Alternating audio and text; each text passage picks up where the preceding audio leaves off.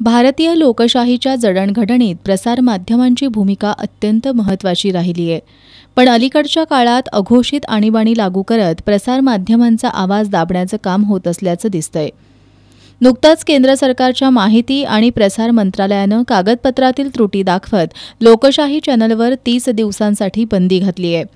बंदीसाठी कारण कागदपत्रांमधील त्रुटींचं दाखवलं जात असलं तरी खरं कारण काय असेल हे उघड गुपित आहे. माहिती आणि प्रसार मंत्रालयाचा हा निर्णय प्रसारमाध्यमांची मुस्कटदाबी करणारा असल्यानं याचा देशभर निषेध होतोय. आज कोल्हापूर प्रेस क्लबच्या शिष्टमंडळानं जिल्हाधिकारी राहुल रेखावार यांची भेट घेऊन लोकशाही न्यूज चॅनलवरील 30 दिवसांची बंदी त्वरित हटवावी अशी मागणी केली आहे. राष्ट्रपतींच्या नावे करण्यात आलेल्या या मागणीचं निवेदन जिल्हाधिकारी राहुल रेखावार यांना देण्यात आलंय.